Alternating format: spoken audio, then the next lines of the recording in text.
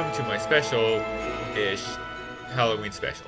Today I'll be covering not one, but two recent horror films now available for streaming.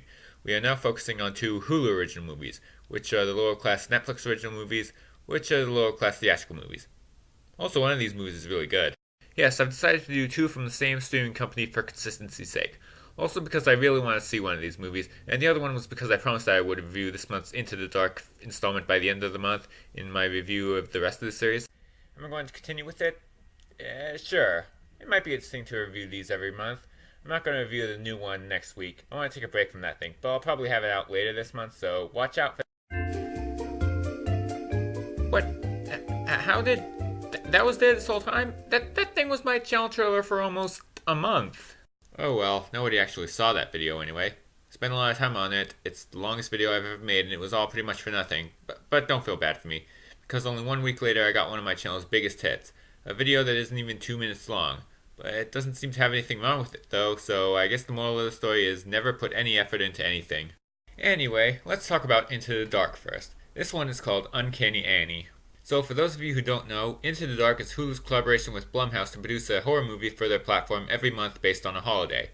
The first episode of the new season is based on, what else, Halloween, just like last year.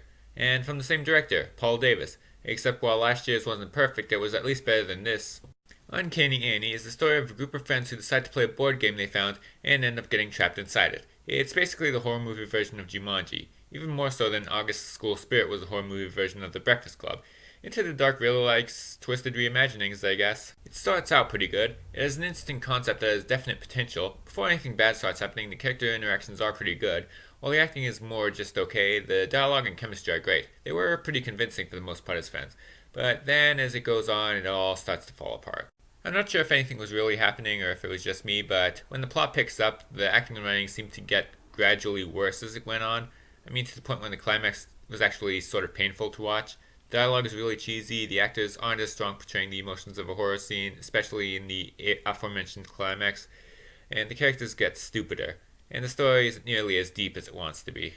That being said, the phantom that attacks them at certain points is actually pretty creepy. This can be attributed to the actor's performance, and in some senses the way that he was shot.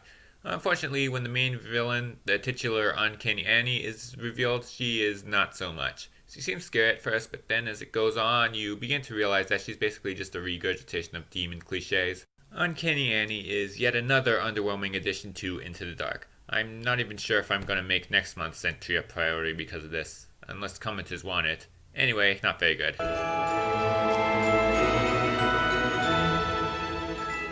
And now for the one that actually doesn't suck. Little Monsters, directed by Abe Forsyth. Now, the promotional material that sold me on the movie made it clear that it was a comedy about Lupita Nyong'o as a kindergarten teacher trying to protect her students as zombies break out during a field trip.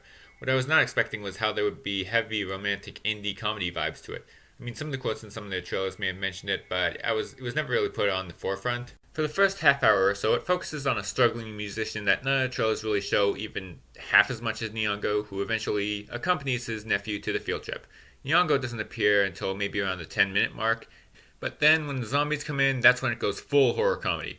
And these sequences are funny and, well, not terrifying, but scary enough for me to say that this is not one of those movies that's all humor and no scares. The two main characters are all great. They feel like real people brought to life by great performances. I mean, who would have guessed that this would be the year when Academy Award winner Lupita Nyong'o would appear in two different horror films and not only take it seriously, but steal the show? The only character who doesn't work is Josh Gad as a children's entertainer who is considerably more of a douche than his TV counterpart. His selfishness and overall jerkiness was so over the top that he never really seems like a real person. But then again, I guess he isn't really supposed to be a character so much as the typical horror movie jerk. But many of the jokes that don't really land tend to come from him, so I guess he's still something to complain about. Not so much Gad's performance, but just how he's written. But anyway, Little Monsters is a funny, bloody, yet surprisingly sweet zombie comedy. Last week I recommended the much bigger zombie comedy Zombieland 2.